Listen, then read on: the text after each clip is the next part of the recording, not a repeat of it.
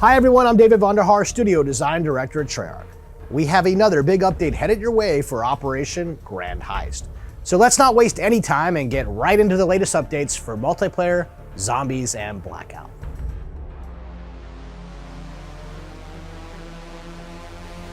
Hi, I'm Matt Straunt, Senior Game Designer at Treyarch, back with our next update for Operation Grand Heist. This update brings in new multiplayer game modes and updates to the World League Hub that we're excited to share. Let's get right into it. We know many of you have been asking, so here it is, Bare Bones. This new way to play Black Ops 4 is a callback to classic gameplay, with specialists taking a backseat among other tweaks to capture that classic Black Ops feel. In addition to special issue weaponry and special issue equipment being completely restricted, we're also restricting gear and operator mods in Create a Class. You'll still have full access to all weapons, perks, general equipment like frags and concussions, and score streaks when creating your class in Bare Bones. Additional changes we've made for Bare Bones is the removal of select spawn and the introduction of single-use equipment, meaning you'll have a fully charged piece of equipment when you spawn, but once used, will not recharge for an additional use during that life. We'll be launching Bare Bones with two of our most popular game modes, Team Deathmatch and Domination. And yes, we'll have a hardcore Bare Bones playlist for our hardcore fans out there. We hope you have as much fun playing this mode as we have, and we're excited for everyone to get their hands on Bare Bones. Also coming later in this operation are Infected and Deathmatch Domination game modes. As many of you know, Infected is a fan favorite mode that pits a team of survivors against an ever-growing team of infected. Deathmatch Domination is a new variant that we've been having a blast playing. It's a simple concept that spurred from your feedback. We wanted Slayers and Objective players both to earn points for the team. So in Deathmatch Domination, captured zones and kills will contribute to your team's score. And to account for the deathmatch side of things, we've increased the score limit. This mode will be coming online soon, and we look forward to seeing how the community responds. Now let's get into some updates that we've made to our World League Hub. First up, we're making some changes to our friendly fire system. Friendly fire is important in World League as it keeps everyone on their toes and discourages wildly firing your weapons. That said, these changes aim to address some of the more egregious and griefing aspects we've been seeing. Ricochet damage will now be enabled at the start of each round, meaning any friendly fire damage dealt to a teammate during this period will instead ricochet back and damage the attacker. Ricochet friendly fire damage has also been enabled for players planting and defusing a bomb in Search and Destroy. In addition to these specific cases, we've adjusted our general friendly fire rules by adding a mixture of true friendly fire and ricochet. After a set number of friendly fire kills, the system will transition to ricochet, and any further damage dealt to a teammate will instead ricochet back to the attacker. The goal of this change is to allow more flexibility for truly accidental team kills, because we know being kicked for a couple of accidents isn't fun. At the same time, the transition to ricochet should be less punishing for the rest of the players on the team, and we hope that if you find yourself in ricochet land, you slow down and watch your fire before a 6-6 and a kick comes your way. Elements of the ricochet friendly fire system will also be coming to hardcore game modes as well. In addition to these updates, we've added more ranks to World League. We've been impressed by how quickly players have been able to progress, so we added ranks 21 through 30 so you can continue earning gems in league play. We appreciate all of your continued support and feedback. Have fun out there with Bare Bones and the upcoming modes Deathmatch Domination and Infected. Thanks for playing, and we'll see you online.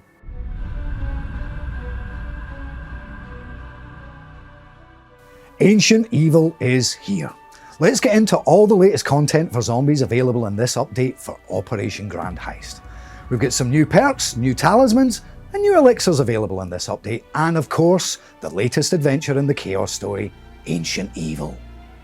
Set in Delphi, the design of this map was heavily influenced by the real ancient city. We call upon iconic locations like the Temple of Apollo and the Spartan Monument to anchor the environment art and immerse you in ancient Greece.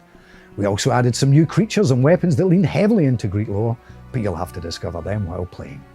Our intent was to emphasize the time and the culture where this Sentinel trial has been running for centuries. Our next two zombies maps will take place in the Ether story, so Ancient Evil is extremely important to the Chaos narrative. It picks up immediately after 9, when a mysterious oracle had sent Scarlet and the team on a bit of a mind trip to an ancient Colosseum. And well, we all know how that worked out. We learn that the oracle is none other than the fabled Oracle of Delphi. Not only does she need our hero's help, but she could be key in rescuing Alistair Rhodes and stopping the High Priest of Chaos. Ancient Evil was a lot of fun for us to design. The story, mechanics, music, and frankly everything that went into the map. We hope you enjoy playing it, and we're looking forward to watching the streams and seeing the community response. The Zombshell perk joins Stone Cold Stronghold and Victorious Tortoise to help you with defense and crowd control. When activated, zombies have a chance to explode shortly after being killed, leaving behind a corrupted cloud. Zombies that enter the cloud are slowed and more susceptible to damage. And with a modifier, if you enter the cloud, you become invisible to enemies. We designed this perk to help you turn the tables on the horde. It could be the difference between running from a train of zombies to clearing them out completely. Sure, you'll be able to think of plenty of creative ways to use the perk, like managing choke points or reviving a downed ally from the safety of the cloud. Lastly, some new elixirs are being added with this update. Dividend Yield allows some of the points you earn to create additional points for you and other players. The twist is that players have to be near you for the bonus to take effect. This means your teammates might take some of your kills, so it's a bit of a balancing act to maximise its rewards. Talking about regeneration makes your health constantly regenerate while moving. As constant regeneration might be too strong of a boost, we coupled it with movement to balance out the benefits. The bullet boost returns from Black Ops 3 Gobblegums as a common elixir. It gives or re-rolls an alternate ammo type for your current weapon. It can be used on unpacked weapons, but it won't increase the gun's base damage. Only the Pack-a-Punch machine can do that. Finally, Quacknarok. A designer on our team thought zombies in a duck float would be funny, and the team thought the concept would make a pretty good whimsical elixir, so they made it happen. When Quacknarok is activated, zombies spawn with a duck float around their waist, and they quack when they're killed. It won't help you survive any longer, but if you ever wondered what a zombie in a duck float would look like, here's your answer. The zombies community will probably use the new perk, elixirs and talismans in more ways than we could even have thought of. We love the creativity that you bring to your gameplay and expect to see a lot of great runs with the new equipment. Thanks for playing, and we hope you all enjoy Ancient Evil.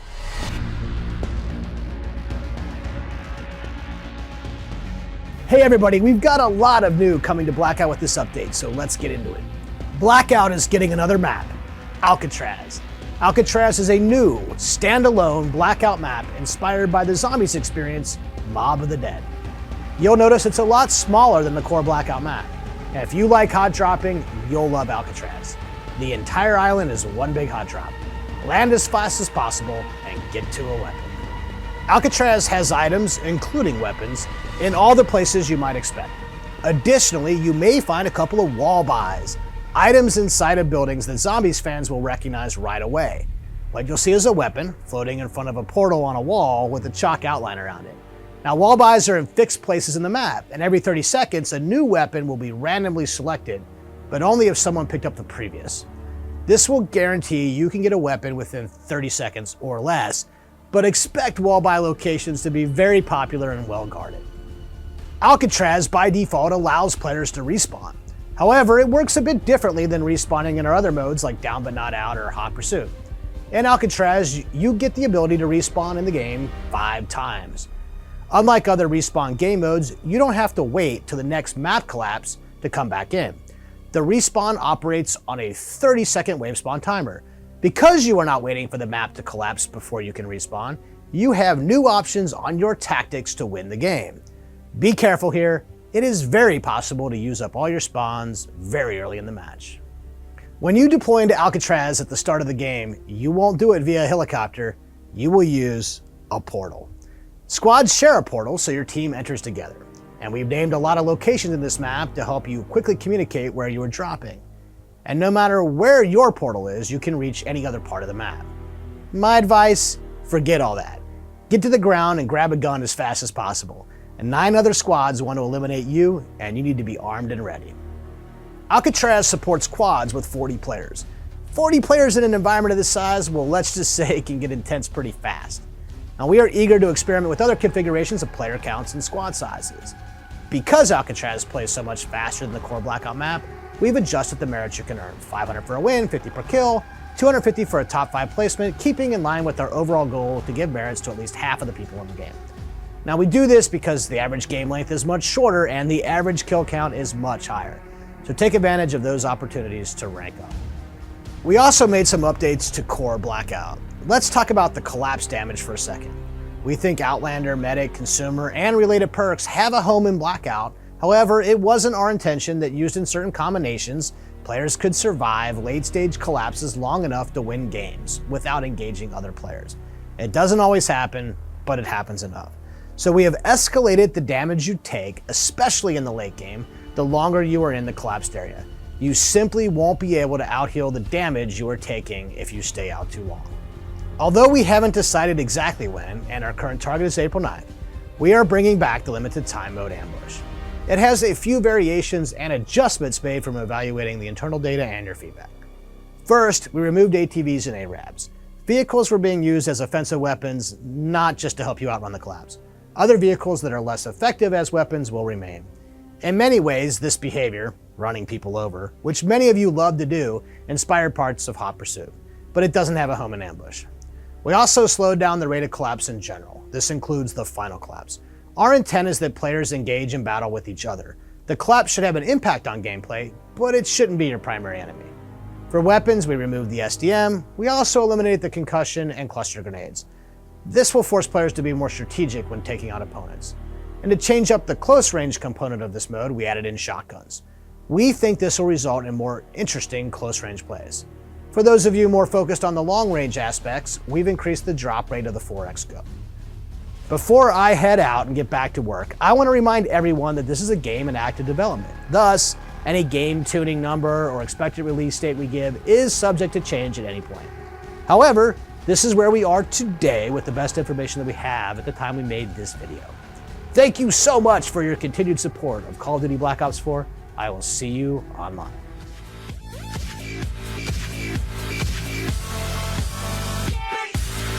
Like and share if you enjoy the video and think others might benefit from this, and of course subscribe and hit the notification button if you are new to the channel and want to be notified every time I post a video.